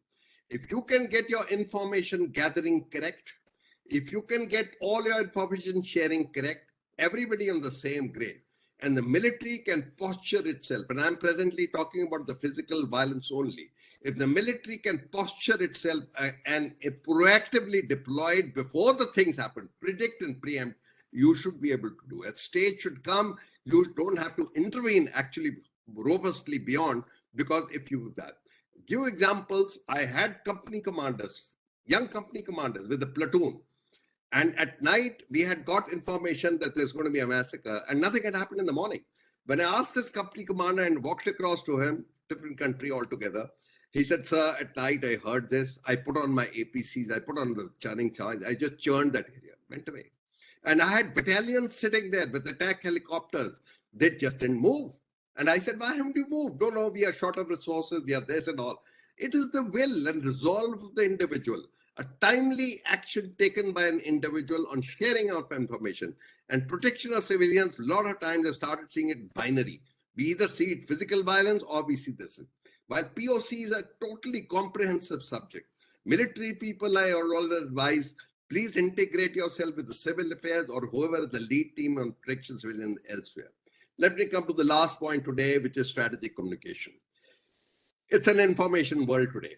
Let me tell you. You are what you are perceived, and you have to ensure that you are perceived doing your job. The management expectations we are seeing in the Ukraine war is totally competing narratives, and the UN narrative a lot of times plays against the UN. So a couple of things which you must do, but what I found in Sudan, 2 things we did. One is we had a call Radio Maraya. It was the UN radio. And it was used very effectively by us to reach out to the complete population. In fact, Radio Maraya in Sudan had more coverage than any of the other radios.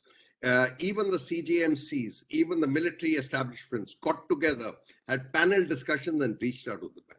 And number 2, I feel in our public information strategy, we are weak in the local context and local culture. There is too much of this buzzword about international news, international this thing, but your target audience is not international. The international audience can very well perceive the way you're operating on the ground, but your success on the ground is going to be seen by the local population, by the host nations, by your regional players. So please ensure that you contextualize your public information strategy to local conflict and what it is. So I'll finish it, Chandra. I'm sorry if I've crossed the time. And once again, before I get into the discussion stage, my wholehearted apologies for this technical thing. But as an infantry officer, please bear with it. And so also the guy who was there, Gaurav Sawant, I think he also needs a little pulling up. But thank you. I'll finish it at that, Chandra. Sir, not to worry. I think notwithstanding that you joined us late, but you have contributed immensely to the forum. Allow me to recapitulate certain important points that you made. First and the foremost that you made, rather the overriding point is the more importance of a leader today than it was in the past. both with respect to the selection process, training, and improve and making them accountable. You also talked about the importance of consultative leadership, where you need to take your other senior mission leaders with you all the time together and be on the same frequency length. Not only did you talk of taking your senior colleagues with you, but you also talked of informing mentally, physically, the junior leaders at the tactical level about your intentions, your methodology. You have to walk the talk with them. And you need to build teams to be able to deliver on the ground. In this respect, what I understood is that as a senior mission leader, you have to be bridge between the strategic leadership and the tactical leadership. You did talk about the civil-military relations. There are hassles, there are hiccups, but then SRSG and the deputy SRSG, if they intervene at the right time in the right manner, they can resolve lots of problems well in time. You also talked of some of the TCCs wanting to take guidance from their national authorities, and you stated that there is no time to do so, which is absolutely right. The fact is that whatever may it be, there will always be a tendency on part of the sector commanders and some of the contingent commanders to refer back to their national capitals to instructions, issues not on the same frequency length as the senior leadership of the mission. That is something which can't be helped, but as you said, can be smoothened. You did talk about a very interesting subject about military elements, especially the military leadership being more proactive, inclusive in their thought process with respect to political and humanitarian activities. The words that you used were that the military must mainstream itself and not be left out of the affairs of the mission. You did make a case for the TCCs to be owning the mandate, which is a point which India has been talking of time and again, and has been knocking various doors that in mandate formulation, the TCCs must be consulted as the UN Charter Article 4 as it is states about it. Finally, not the last, but second last, you talked of the POC, that is protection of civilians. Very interesting. You said predict, prevent, and adopt a military posture before things can go out of hand. Very relevant, very appropriate. The question is about the availability of actionable information. You said some people do it and some people don't do it. Some people who do it prove to be good leaders in the UN mission. Some people who don't do it are the ones who are risk averse. And no doubt, I agree with you that POC is a comprehensive subject. It is not only matters military, it is also civil affairs and military, and both must work together. I could not agree with you more regarding the strategic communications. This point has also been highlighted by the previous two speakers, that is Jack and General Nambiar. Radio Maria achievements you highlighted, which totally agree with you. We had a similar arrangement in MONUSCO called Radio Copy. They do a good job. The issue is that their target audience, as you very rightly highlighted, have to be the locals, the local populace, and not the international media. Thank you very much. It was interesting listening to you, very informative and very educative. Thank you, sir. Thank you. The next speaker is General Sanesh Tanikar.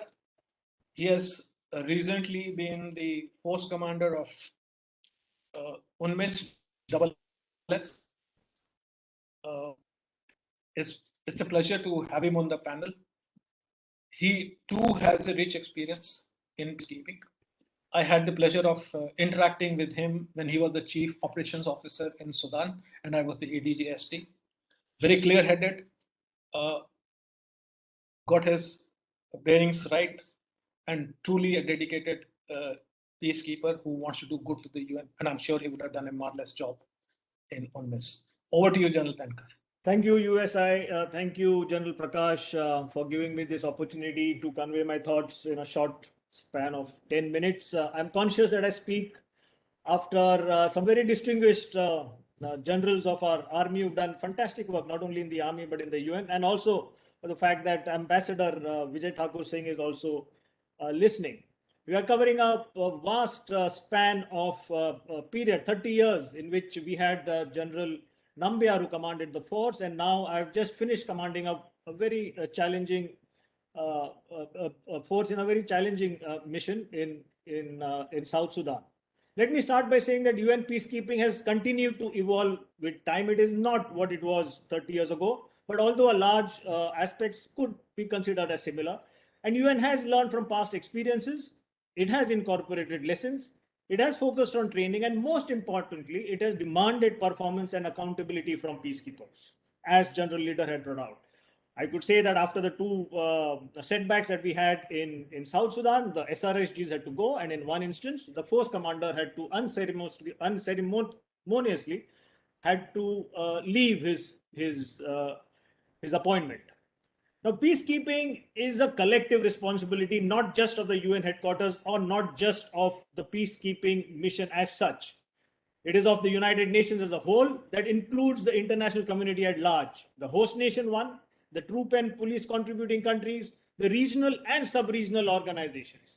There is a declaration of shared commitments and action for peacekeeping initiative of the Secretary General of August 19, which has very well defined the way forward. And if peacekeeping falters today, it is principally because of the slippery nature of politics that drives agreements and the hesitation of the signatories to implement that agreement. The problem is more acute these days in the intrastate conflicts, which the UN has mandated its peacekeepers, where the mandates are highly ambitious and the agenda is of state building. And state building requires time, it requires resources.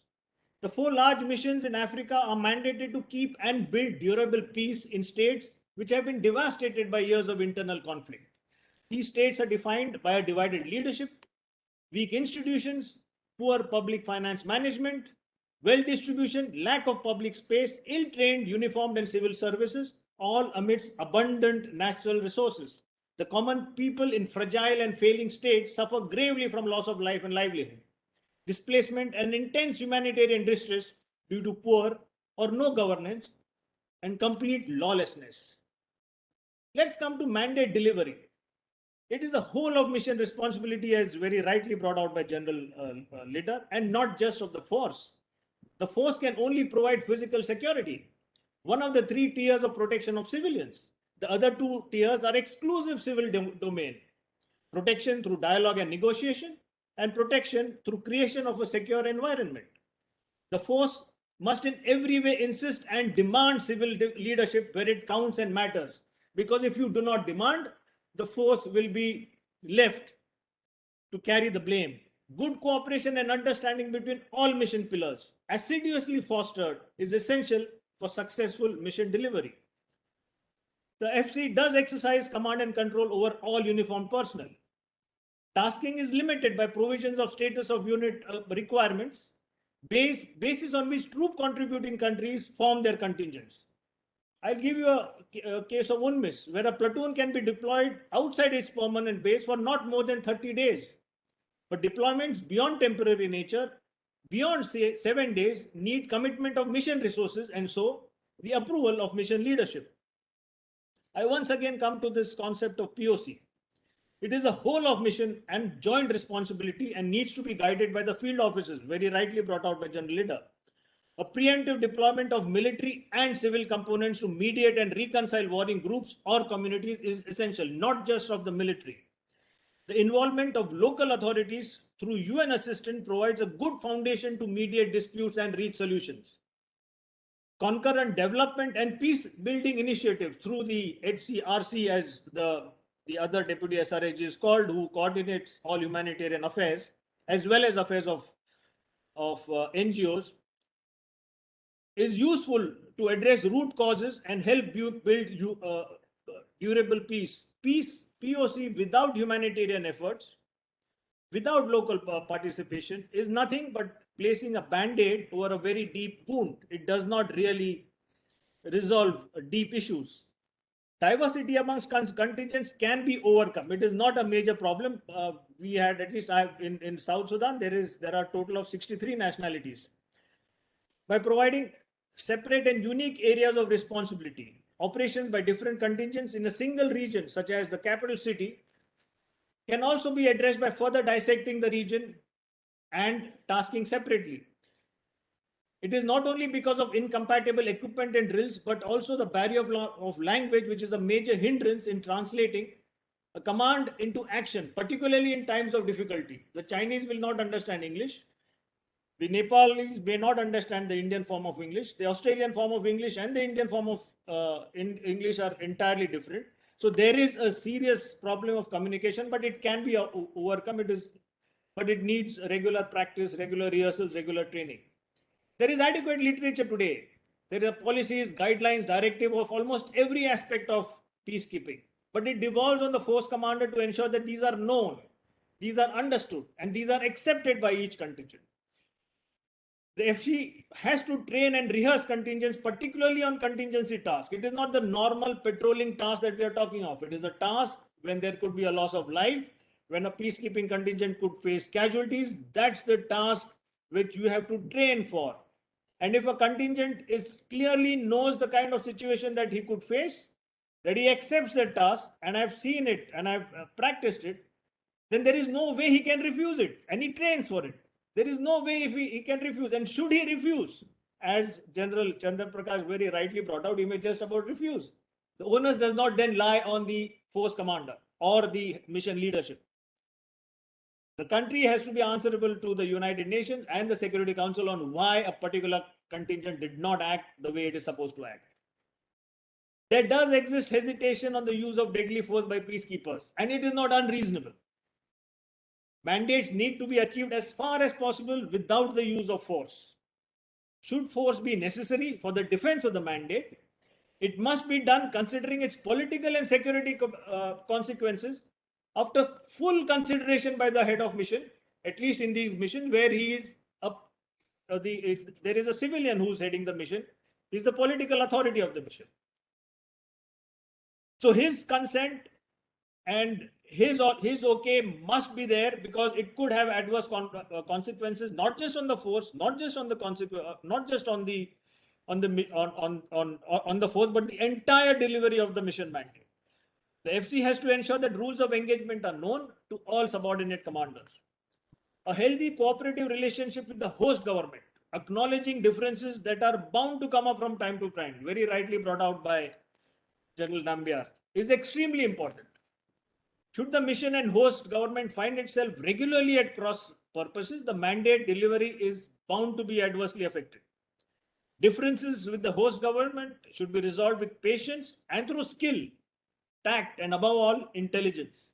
An outright derogatory or condescending approach could further make a delicate situation even more difficult. My last point: UN operations must make a positive impact on the lives of people. Otherwise, the people would sooner or later turn against the UN. UN cannot afford to lose faith and support of the people at large. Effective strategic communications ensures that good work is known and recognized within the mission area and outside. It must be based on lived experiences, an improved security situation, greater freedoms, relief from humanitarian distress, and above all, good governance and rule of law. And if a mission over a period of time does not offer these to the citizen, the host country, we need to answer, why are we not doing what we are supposed to do? Thank you very much. Thank you, General Shailesh. Great listening to you. You have made some very interesting new points, and you have re-emphasized certain points made by the previous speaker. allow me to recapitulate the issues that you raised. I'm repeating it because they are important, and you have emphasized on them. One is that you have highlighted, which we all agree, and the previous speakers also said that peacekeeping is a collective responsibility.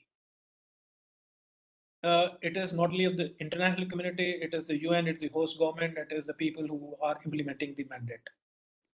And to this end, there has to be a shared commitment from the TCCs, international community, and the regional organization. You have rightly brought out the slippery character of the stakeholders. You can't take the stakeholders on their face value.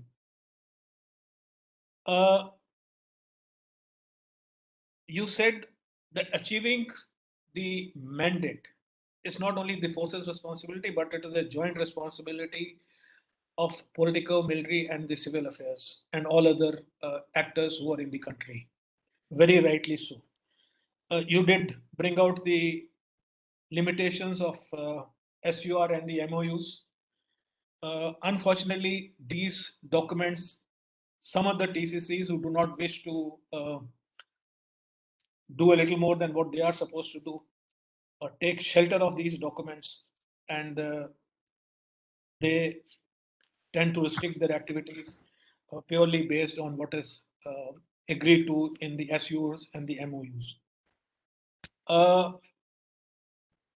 Then very rightly you said is that it is not important just to do a band-aid type of activity. The root cause of the problem and humanitarian issues must be addressed. Unfortunately, they don't get addressed, so therefore missions continue for a very long time. You did talk about the diversities. In your opinion, diversity is not a limitation. It can be overcome. And a very innovative way you have suggested is by laying down clear-cut areas of responsibility. You have also suggested some means to overcome cultural and language barriers. One very important new point that you made is about the contingency tasks. The point that you highlighted is that the contingency tasks have to be thought over. They have to be rehearsed so that when the time of reckoning comes, the mission delivers. Finally, you reiterated and emphasized, and rightly so, about the civilian population being the center of the gravity for any mission. You have to make an impact on the lives of the people. And if you are not able to satisfy them, take care of their aspirations, not protect them, then apart from you not being able to achieve the mandate, the UN personnel also tend to become target of their anger. Thank you very much. Thank you, sir. Thank you. General Goswami, do you want to intervene or should I continue? You need to unmute. I'll request, sir, if you can carry on. If there anything else you want to cover up some other mission, or we continue with the question answer session if there is any question answers. Actually, since the time is short, and the fact that I have summarized each point of each, or all the points of each speaker at every stage, Sir. And we just have about 10 minutes left for the question answers. May I request that we have a question answer session? All the participants are requested to raise whatever questions that they have to the panelists as a whole or to an individual panelist as they may deem fit. Questions, please.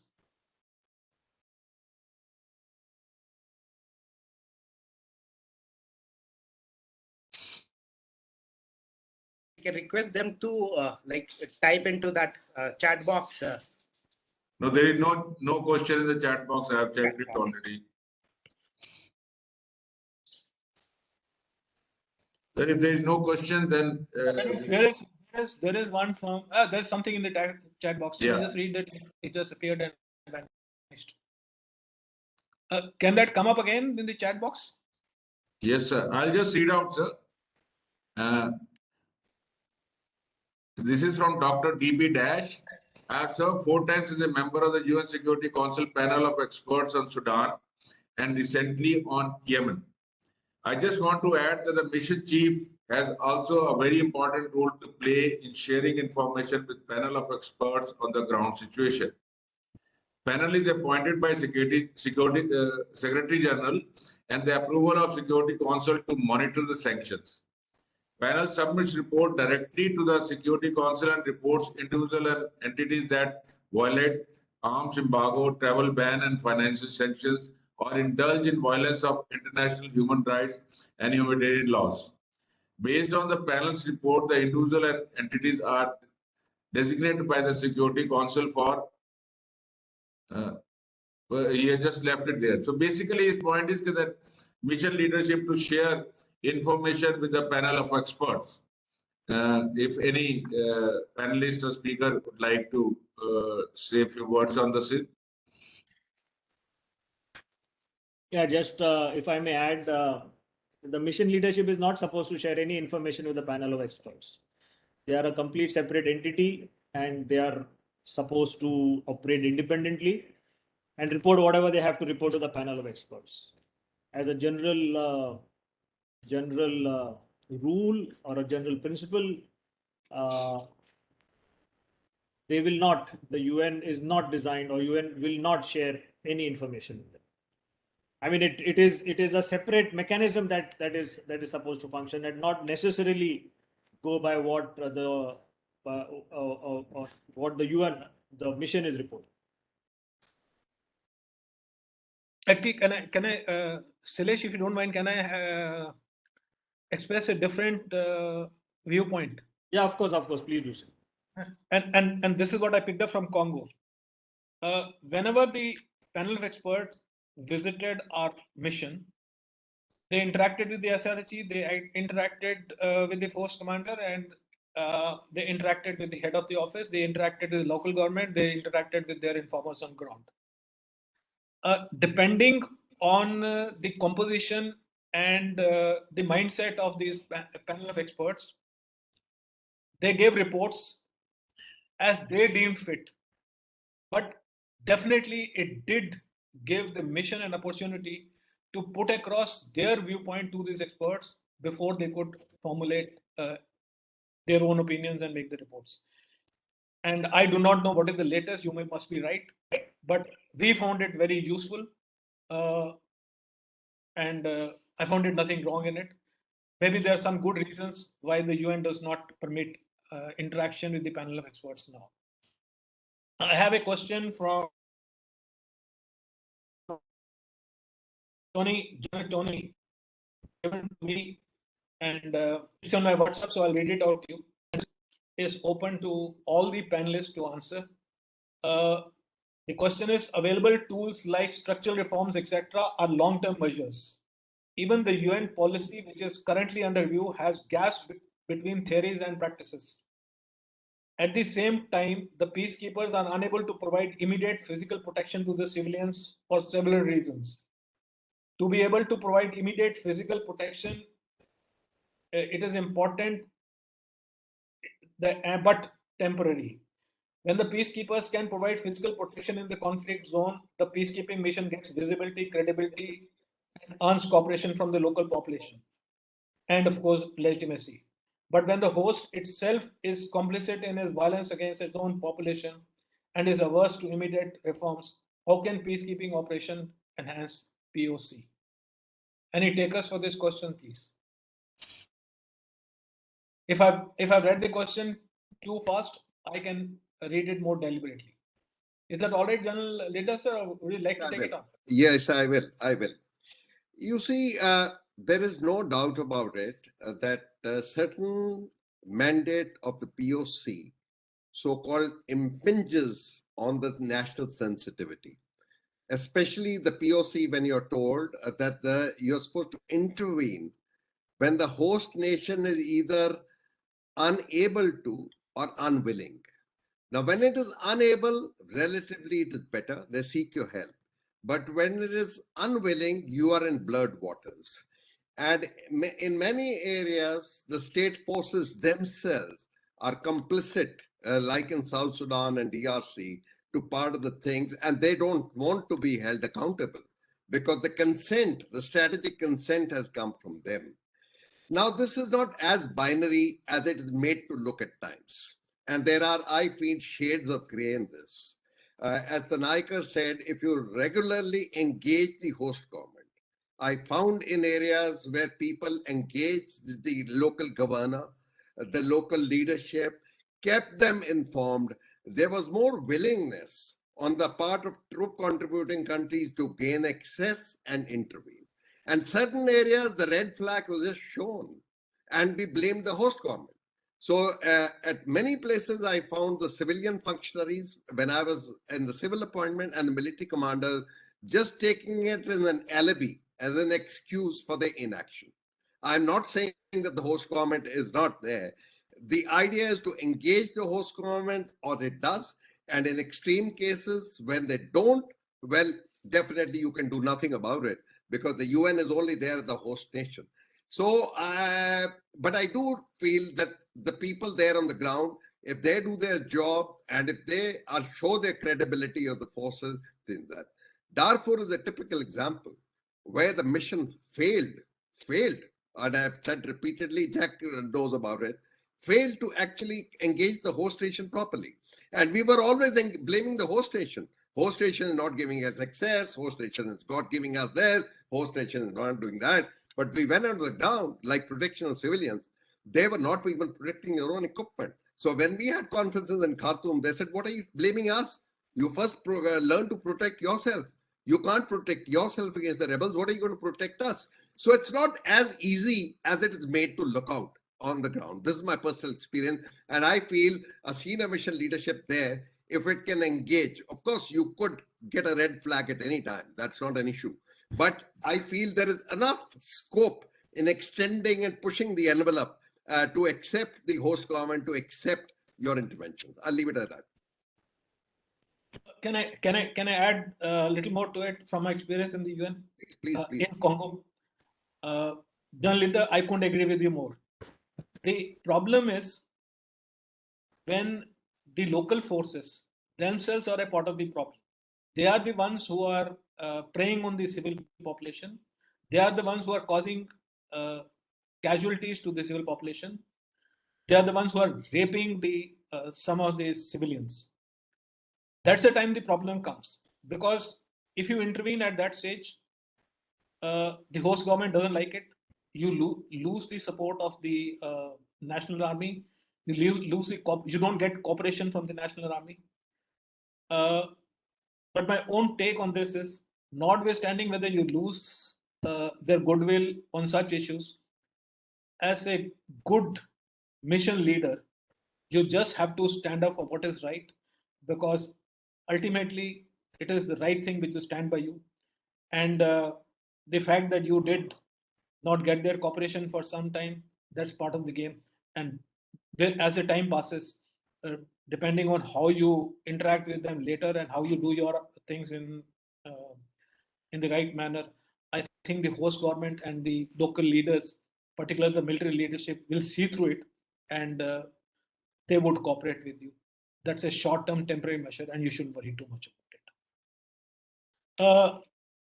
There is, I don't know whether it is a comment or a question, but I would rather like to take it as a question. The question is, UN bases have been providing shelter to the civilians running away from the violence. But how do the peacekeepers interpose in between armed gangs and extricate the civilians who are caught in crossfire or become the direct target otherwise? Should the mission leaders risk their careers in such a situation, and thereby also risk the peacekeepers' lives? The answer seems to be difficult and in use. General Shilesh Anakar, would you like to take on this? Yeah, you see, firstly, you can't keep peace where there is no peace to keep. One, you should be able to do your job without the use of force. Two, these are the cardinal principles on which the UN functions. And if these are not being followed, then you should accept that there would be casualties, and the TCCs would have to accept casualties. You could also become then a part of a process, part of a vicious political divide, and you would possibly tend to lose that the title of it being an impartial force, because every violence has a history to it, and the moment you intervene in a violence of such kind, you could just about become a party to that violence. So I do believe that force is the last resort. If force is used in an aggressive way, the way in which this particular person described the situation, we can use it. We have to be equally armed. We have got to be strongly, much more robustly armed, and it has to have the clear-cut approval of the highest political authority that is leading the mission. It is possible to do it because there would be repercussions on the TCC, on the mission headquarters. Imagine you're doing this and a humanitarian then gets shot up because of a particular action that you've done. There are a large number of UN personnel, the AFP personnel as they're called it. They are freely they are moving along. They are moving within the mission area, providing humanitarian assistance entirely unarmed, and they could just about be targeted. You could have the whole mission being compromised for a while. So every situation is different. I cannot state that you should or you should not intervene, but I would only say these things. Try and do your bit without the use of force. The moment you've used force, you're asking for trouble. Be prepared for casualties. There is one more question from Squadron Leader Kuldeep Jain, but we have over short time already by about 5 minutes. I don't know, General Goswami, can we let him ask that question? Sir, one odd thing you can just sum it up and then we'll have the closing remarks. Squadron Leader Kuldeep Jain, since your question is slightly different from the theme of the discussion today, but is a relevant question, you could please ask the question.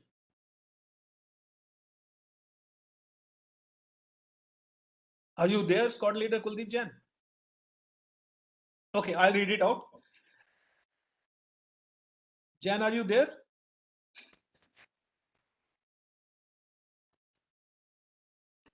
He may be muted, sir. Jain, if you are listening, please unmute yourself and ask a question.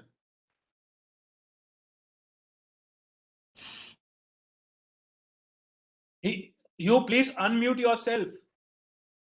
Swami, why don't you read it out? No. The question is, General Goswami, have you muted him? Because he says, sir, I'm muted. Can you unmute him from your side? I'll just see, sir. He is. I've sent him the request, sir. He has to unmute now, sir. Yeah. Yeah.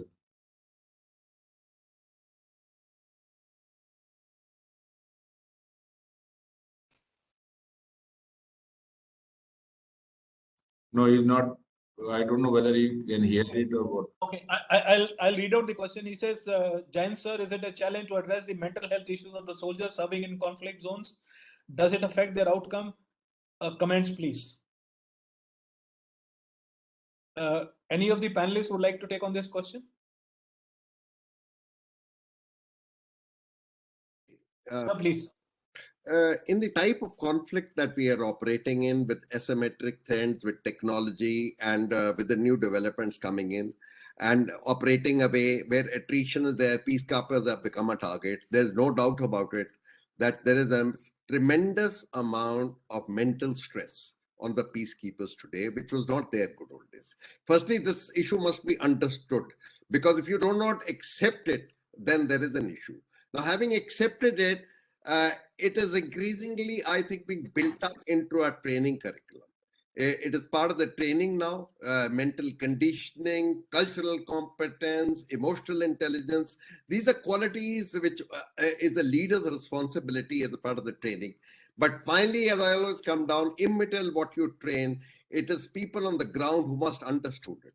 Starting from a section commander to a platoon commander, a military person up to a sector commander, the force commander must realize that they are commanding troops, and they are commanding troops today in combat. And just like there is a war responsibility on a commander in there, the peacekeeping operations, commanders down the line must be held not only accountable for the physical and mental health of their troops, but also made responsible for it. Thank you. General Shailesh, would you like to add something? Sir, UN peacekeeping is not a easy job to do. Actually, if you ask me, it is the worst.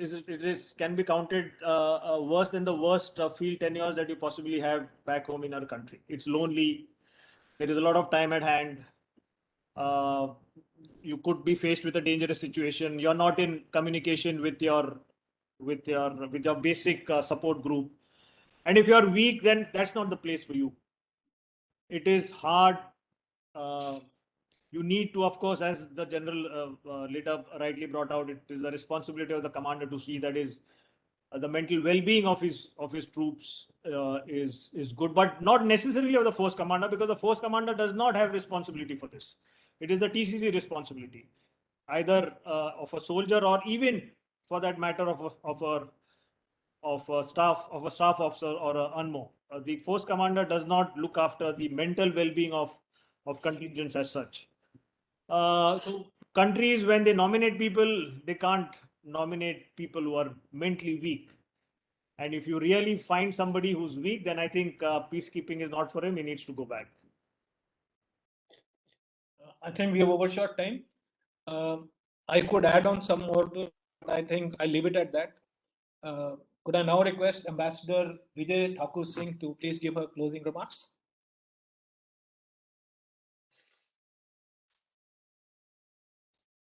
Ma'am, unmute yourself. Well, today's discussion, I think, has been extremely informative, and I do want to thank General Chandra Prakash for moderating the session, and we also would like to thank General Nambiar, General Leader, General Satish Tinalkar, as well as Mr. Jack Christophidis for joining in the discussions today. You bring in great experience and you bring in great value to the topic that we are discussing today.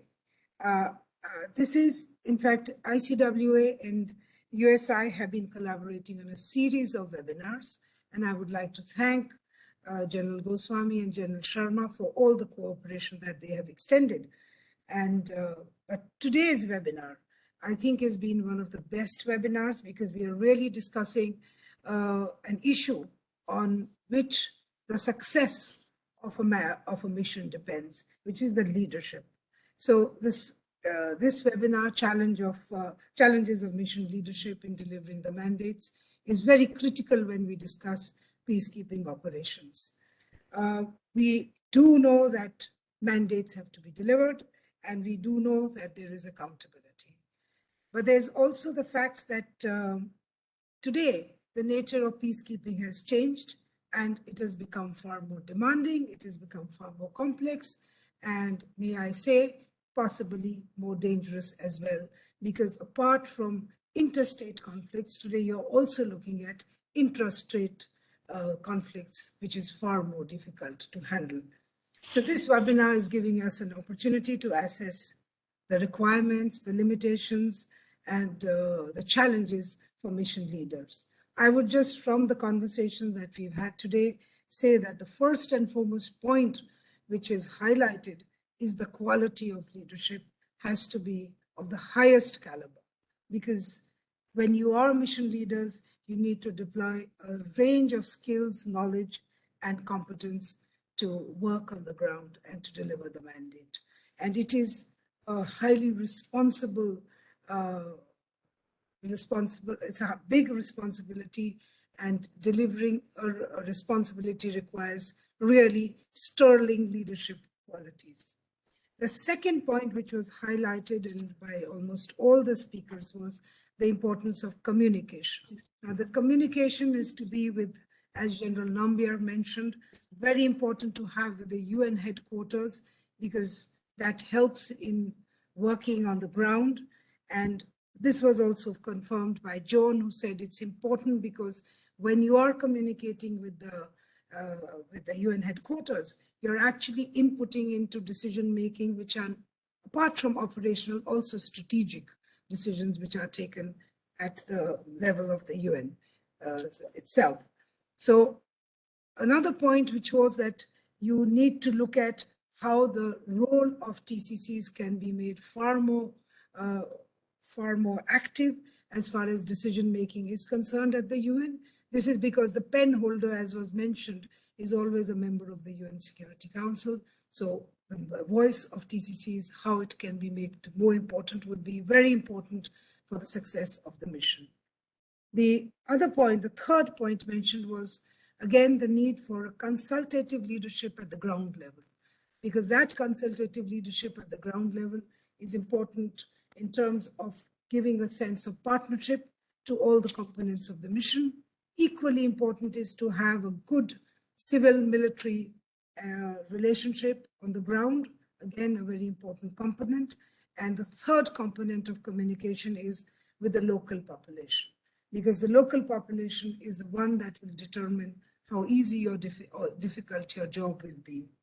The other point I mentioned was that since the composition of the peacekeeping force is very diverse, you would need skills and sensitivity in dealing with it, and handling a whole complex composition also means a good amount of training and knowledge about countries and the characteristics and the cultural backgrounds of the troops contributing, of the countries that have contributed troops to the mission. Also, you need to be looking at training in terms of dealing with new challenges, which now is, of course, also we are talking about protection of civilians in the mission. Last but not the least is strategic communications.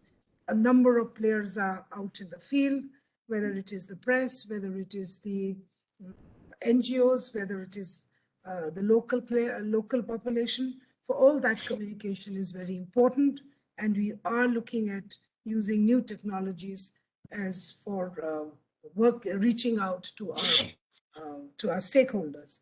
So technology important, but technology now is also important for providing better situational awareness and for addressing strategic gaps when you're working on the ground. And this, as we know, India has been pushing this forward.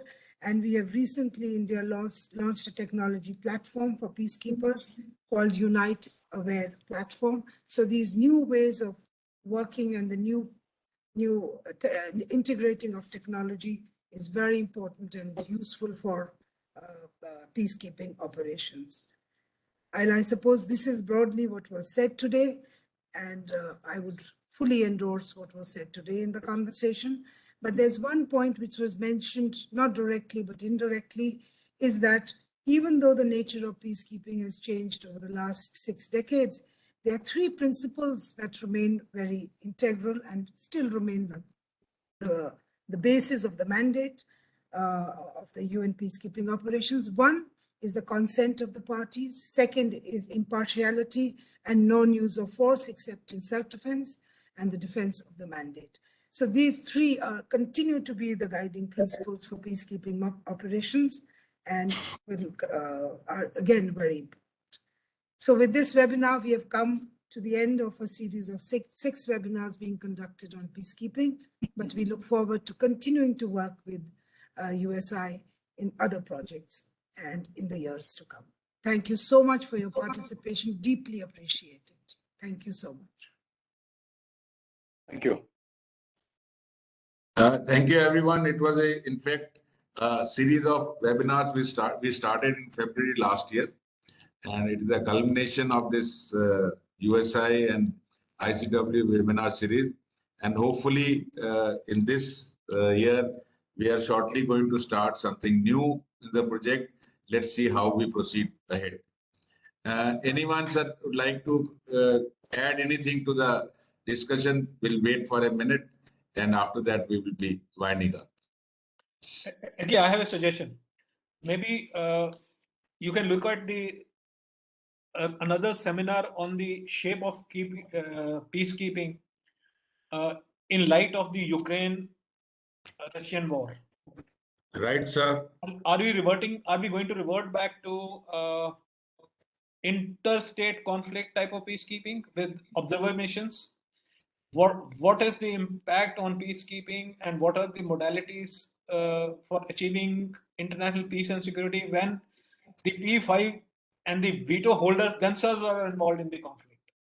I mean, this is something which comes to me off the cuff. Maybe we can think over it more and organize Yes, a yes. contemporary Thinking discussion something on contemporary something topic. on something on these lines, and even the preventive diplomacy. Can it play any role when the things are heating up or moving in a different direction? Could UN had done something else starting from the last year end till next year, this year beginning? So I'm taking your point, sir. I'll get in touch with you for the more details and discuss it out, and we'll plan something in the near future, sir. Thank you very much. Leaders, sir, anything to add? No, nothing. I think very beautifully summed up. You're the host, Ambassador. Nambiar, sir, anything from you, sir? No, thank you very much.